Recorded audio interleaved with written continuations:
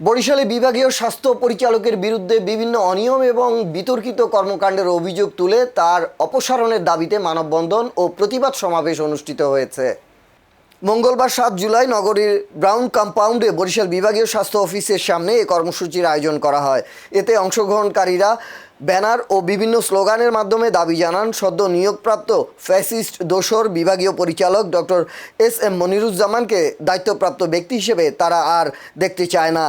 বক্তারা অভিযোগ করেন স্বাস্থ্য খাতের সুশাসন, স্বচ্ছতা ও জনস্বার্থ নিশ্চিত করতে দ্রুত কার্যকর পদক্ষেপ নেওয়া জরুরি।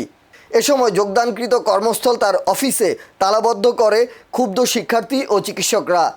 সমাবেশে বক্তারা বলেন স্বাস্থ্যসেবার মান উন্নয়ন এবং চিকিৎসক ও স্বাস্থ্যকর্মীদের জন্য জবাবদিহিমূলক কর্মপরিবেশ নিশ্চিত করতে সংশ্লিষ্ট কর্তৃপক্ষকে দ্রুত ব্যবস্থা নিতে হবে, অন্যথায় বৃহত্তর আন্দোলনের কর্মসূচি ঘোষণা করা হবে বলেও হুঁশিয়ারি দেন তারা।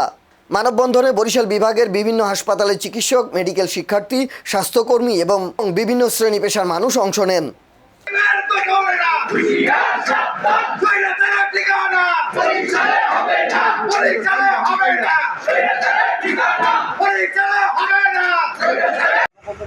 বিভাগীয় কার্যালয়ের সামনে আপনারা একত্রিত দেখছেন, এর পিছনে আমরা অত্যন্ত আজকে ক্ষুব্ধ এবং ক্ষুব্ধ হয়ে আমরা এখানে এসেছি। কারণ আমরা বিগত জুলাই 2024 সালে সেই জুলাই আন্দোলনে আমরা যখন সেবাশ্রমে ছাত্ররা আন্দোলন করতেছিল, আমরা যখন বিভিন্ন জায়গায় স্বৈরাচারের দ্বারা নির্যাতিত হয়ে আমাদের ছাত্ররা কলেজের বিভিন্ন জায়গায় ভর্তি হচ্ছিল, অসুস্থ হচ্ছিল, তখন ঠিকমতো চিকিৎসা যে ব্যক্তিদের কারণে করতে পারে না, যাদের কারণে করতে পারেনি, সেই পরিচালক দালাল সাইফুল এবং তৎকালীন উপপরিচালক ডক্টর মনিরুজ্জামান, তাদেরকে আজকে কিভাবে এই জুলাইয়ের পরে নতুন বাংলাদেশে, তারেক রহমানের বাংলাদেশে, তাদেরকে কিভাবে সেই আজকে বিভাগীয় পরিচালকের মতো এত বড় একটা গুরুত্বপূর্ণ পদে পদায়ন করা হলো, এর জন্য আমরা কোনোভাবেই পুরো বরিশালের চিকিৎসক সমাজ, পুরো বরিশালের মেডিকেল শিক্ষার্থী সমাজ আমরা কোনোভাবেই এটি মেনে নিতে পারছি না এবং এই স্বৈরাচারের দালালকে এবং এই ফ্যাসিস্টকে